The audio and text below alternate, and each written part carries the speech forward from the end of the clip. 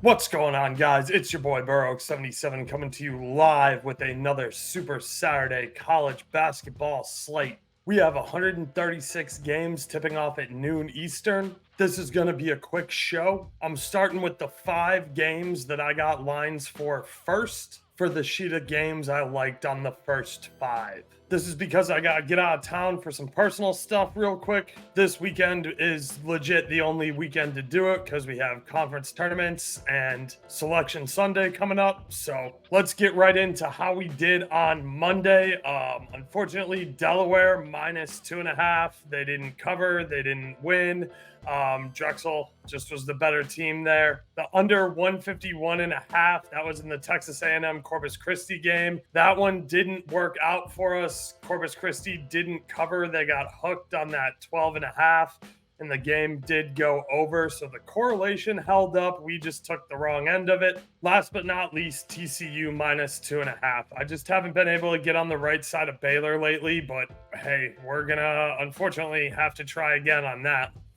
Monday's bets go 0-3 for minus 1.65 units. I really haven't been doing great on the CBB show. I don't have a lot of excuses for you guys. I don't know what to tell you. I want to win. You want to win.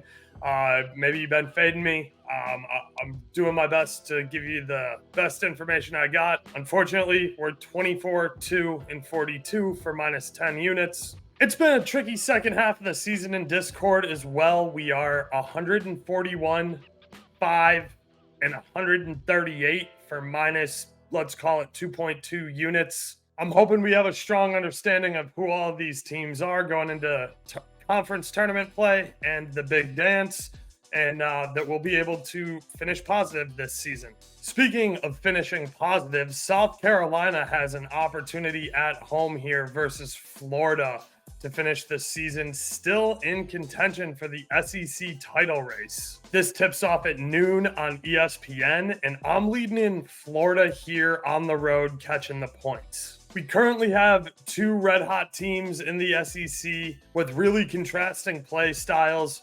Florida likes to push the tempo, run all up and down the court, shoot a ton, whereas South Carolina likes to slow the ball down, extend possessions, play defense, and try and shoot effectively from the field. I think whoever's able to control the tempo of this game is going to probably win this game. Like I said, South Carolina is still in the mix for the SEC Conference Championship, especially with Bama and Tennessee playing each other later Saturday. One of those 2 teams will have to lose, and South Carolina will be right there in the mix for the title conversation. I'll be interesting to see how and if this line moves. This came out kind of right at projections. All of the Ken Palm and Haslam metrics and different stuff I use had this right at a 1 to a 1.5 point game. I'll be interested to see how this line moves. If this flips to South Carolina, I'll probably back them as home dogs.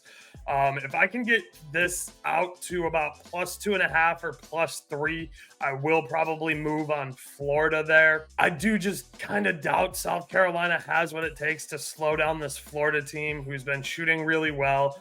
And Florida's been defending the 3 ball really well, and they've been stepping it up on defense. You know, it doesn't necessarily look like it, but they forced overtime in Alabama. That one had almost 200 in it, but you know, Alabama doesn't really play a lot of defense, and both of those teams love to go 100 miles an hour. I'm interested to see what happens here. If South Carolina can take control of the pace and slow this game down, if Florida still has what it takes to make some transition buckets and keep this one close. If the line stays where it's at, I'm not sure whether or not I'm going to play it, so this is just a lean for right now. Next up, we got Villanova at Providence. This is tipping off at noon over on Fox. I lean the Friars at home here. This is a big-time Big East rivalry game with a lot of implications. Providence kind of have a little bit easier of a schedule to finish out the Big East, and heading into the tournament, they could position themselves as a higher seed,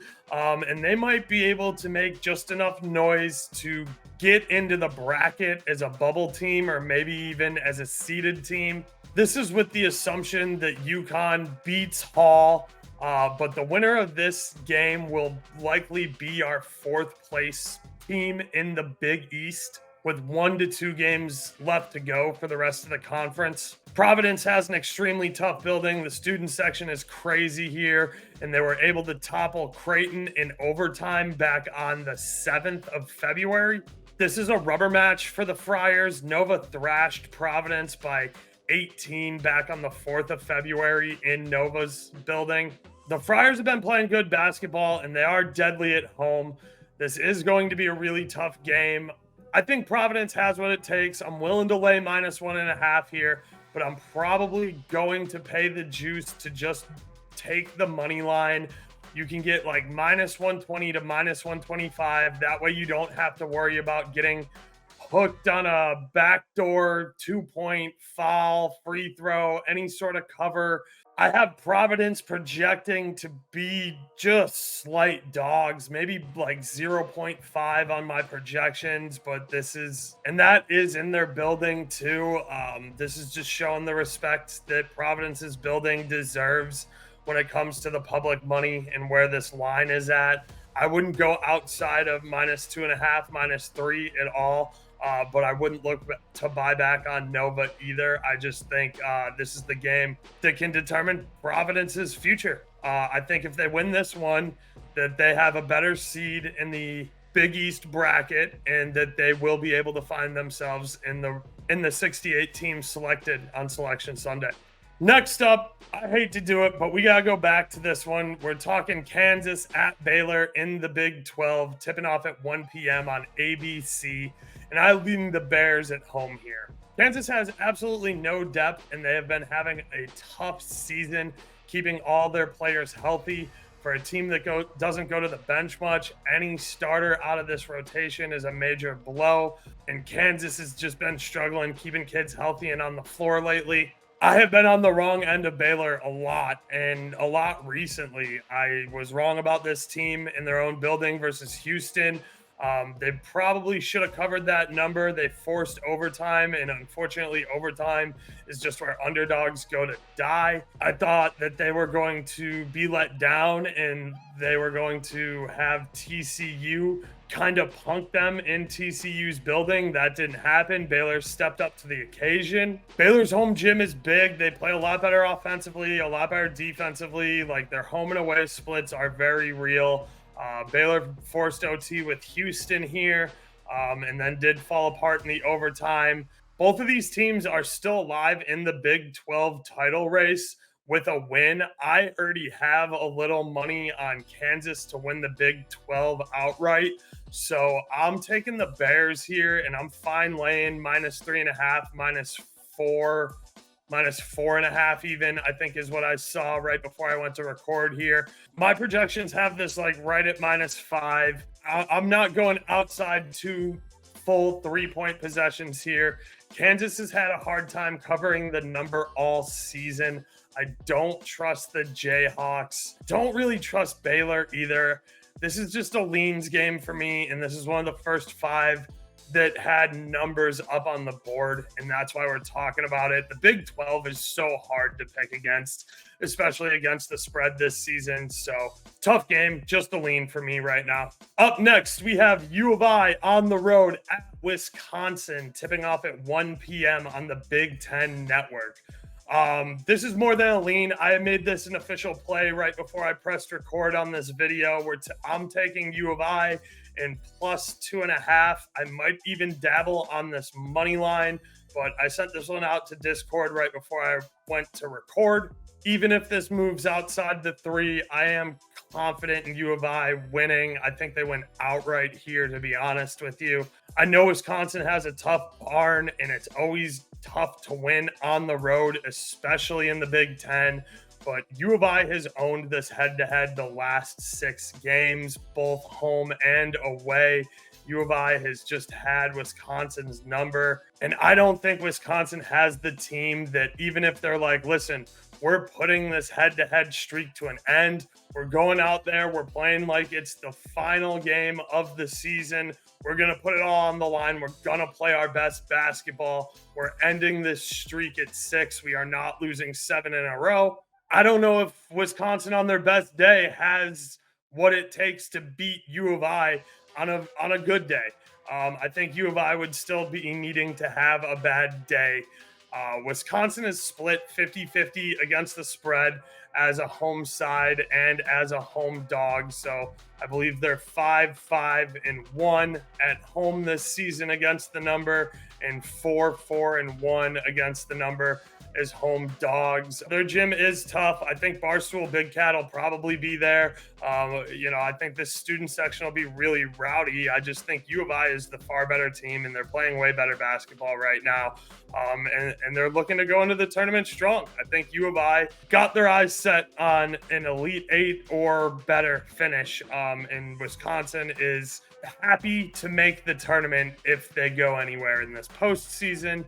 But who knows? You can always get hot in your conference tournament and anything can happen. This is a big rivalry game. I just don't think Wisconsin's playing good enough ball here to topple U of I. Heading over to the Big East, we have Marquette on the road catching 3.5, 4.5 points now at Creighton. This is tipping off at 2:30 p.m. on Fox. I'm a little bit of a Creighton doubter. I'm not going to lie to you. I am a Marquette doubter as well, too, but I do think Marquette is playing the better basketball as of late. I know Creighton just stomped Hall by 20 when I told you guys to take Hall plus the 9.5. I think they used a little extra energy there. I think you went with the blue out in the middle of the week in a questionable spot. You did really need that game versus Hall, but now you got Marquette coming to town. So it'll be interesting to see if the students get up again. It is a Saturday morning. They will be up. They will be rowdy. This will be a tough barn, but it's a must-win game for both of these teams when it comes to the Big East title race. Marquette has to play UConn again and gets UConn in their building. Creighton needs this win if they want to stay in the title mix as well, and then they need Marquette to bounce back and beat UConn in their building. So this is just very interesting. Figuring out who is going to end up being kings of the Big East and get that 1, 2, 3 seed line heading into the tournament. On the floor, Creighton has ball security issues that Marquette should be able to exploit. Marquette likes to create a lot of turnovers, and they create a lot of fast transition buckets off of them. So that's a big issue here tonight for Creighton. Free throws, we won't see many. Both of these teams are really good at defending vertically, and they do not foul a lot. Creighton is definitely far superior when it comes to knocking them down from the free throw line. Marquette's going to need to dig deep and find a lot of extra effort on the glass tonight because they are soft on the glass, and Creighton should be able to work them there. I know how important offensive rebounds and rebounding in general is when it comes to the metrics and it comes to winning games. I know that turnovers are a little bit more of an X factor, and I do give them a little bit more weight, especially in college, as college kids are much more prone to nerves and turning the ball over, and when they have the spotlight on them. I think Marquette's really going to want it. Like, they're going to really have to want it, and they're going to have to make a statement here to be able to beat Creighton in their own building. I think they can do it. I'm not a huge fan of Shaka Smart. I've been on the record a lot about Shaka not being able to cover bigger numbers in just poor end of the game scenarios as a gambler.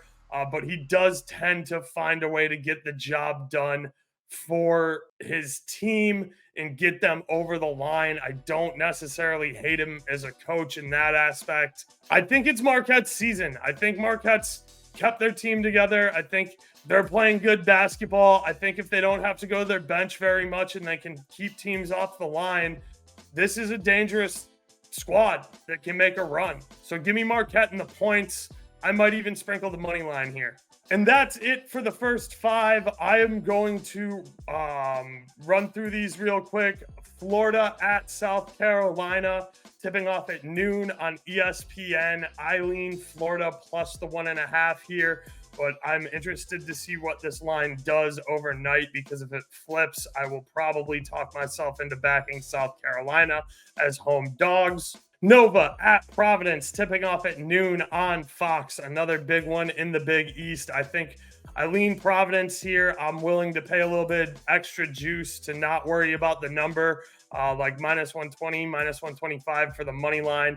I like the Friars to make a run here. I think they have a legitimate chance of making the final 68 selection for the big dance. Kansas on the road at Baylor. I've been on the wrong end of Baylor a lot. This is just a lean. I think Baylor gets the job done here in their own building. I don't think Kansas is deep enough. I hate this game. I don't know if I'm going to actually put money on this one, to be honest with you. Big 12 has just been giving me a lot of problems. This one is officially a play. Changed it right before I pressed record and threw it up on the Discord. We took U of I plus the 2.5 at Wisconsin. U of I is just playing way too good at basketball right now. And finally, we are backing Marquette on the road at Creighton. I am a little bit of a Creighton disbeliever. I think Marquette catching outside of 3 points here is very live. I think Marquette's very live on the money line as well. I might end up going there, but I haven't made that decision yet. I want to wait and see what happens with this line. I've already seen it move out to plus 4.5. So I'm going to keep collecting the points while I can get them. And then I may or may not decide to go with the money line. Wanted to make sure I got a piece of content out for you guys today that was of good production quality and up to, the standards I'm trying to achieve.